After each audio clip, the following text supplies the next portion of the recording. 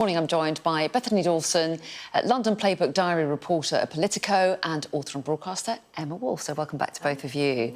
And as we were saying in the last hour, a lot of coverage of the situation in the Middle East, as you might expect. There's the Sun on Sunday's front page. RAF sent in over Iran crisis. So tell us a little bit about this announcement by the government that they are sending military assets to the region. Have they explained why? Yeah, so this is the UK now sending combat jets and other military aircraft, and this comes just hours after Iran warned that we could be struck, our UK bases out there could be struck, as well as other countries, if we get involved, if we help Israel to sort of combat these retaliatory strikes that Iran have been launching overnight.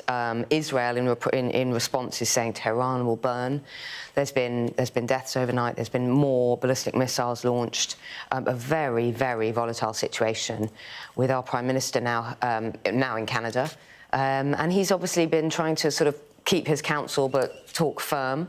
He has not ruled anything out. He says that that we are not going to, well, the risk is that we get drawn into this by proxy, isn't it, of course, because we have been supplying Israel with arms for years, and we are obviously an ally.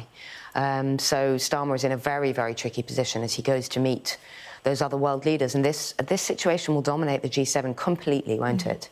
Well, yes, and what do you make of how the government is playing this? They have said that they were not involved in the strikes, but they have reiterated that the UK has long-standing concerns about Iran's nuclear policy. They've also said that they recognise Israel's right to self-defence. Now this decision to send RAF jets out to the region, but no commitment either way on whether or not they're likely to be used, or any military assets are likely to be used in support of Israel. They've not said either way whether that will be done. Yeah, the Prime Minister is not committing to any sort of action in the region, more than sending these jets. It's been a really difficult week, actually, in terms of the UK and Israel relationship. The British government sanctioned two Israeli cabinet members, saying that they were inciting violence against Palestinian civilians.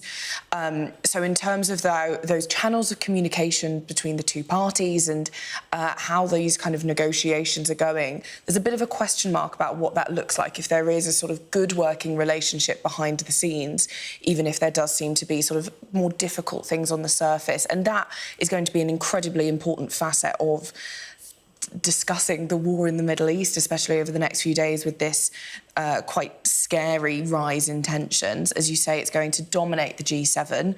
I think discussions of things like Ukraine and Russia. Which is why Keir Starmer was in Canada, as you mentioned. Yeah. I think things like discussions on Ukraine and Russia is unfortunately going to be put to the side, because there is just such an incredible threat that is happening to the world right now, and it will be very interesting and quite worrying to keep an eye on over the next few days. Indeed, extremely tense times. So it'll be interesting to see what the leaders do say during the G7 meeting.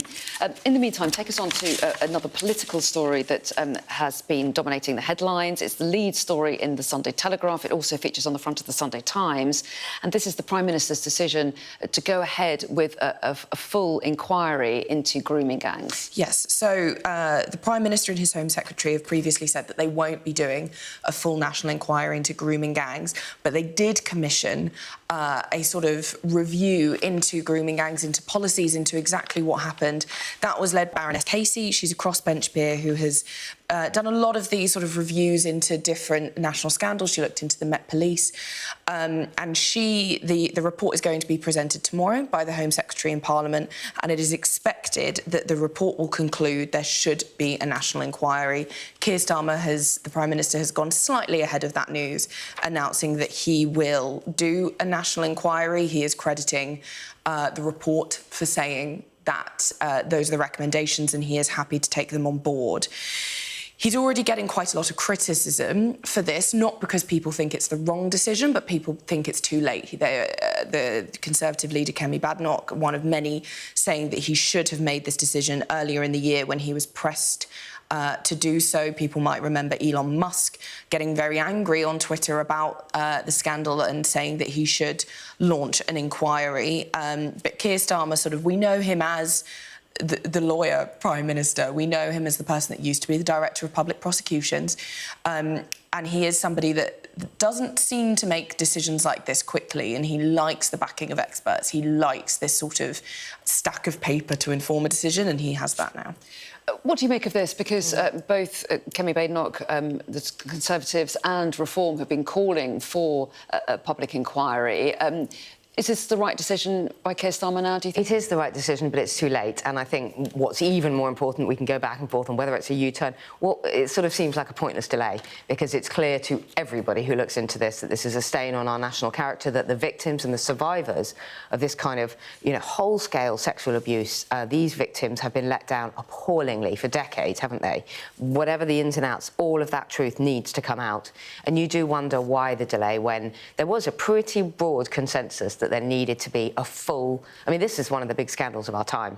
We talk about the post office scandal. This is a huge, huge scandal. These were young, in many cases, very young girls.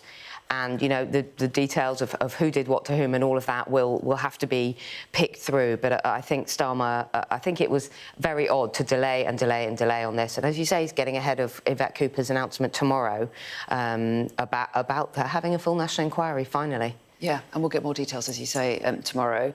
Let's change the mood a little bit. Take a look at some of the pictures from yesterday's Trooping the Colour, King's birthday, and it's a very colourful balcony there at Buckingham Palace. Yeah, it was. It was really colourful. I thought Kate, dazzling in her kind of aquamarine with her daughter Charlotte, was the Princess of Wales, I should say, not Kate, looked absolutely glorious. It was really slimmed down. It was very much the core. When we saw those balcony pictures, it was very much the core, the senior royals.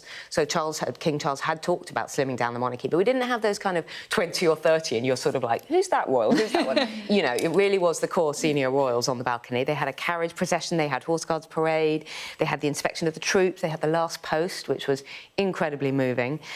King Charles and Prince William both had black armbands on to commemorate the Air India disaster last Thursday.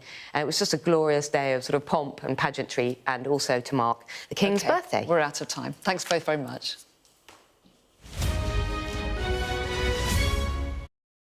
A show of military might and menace.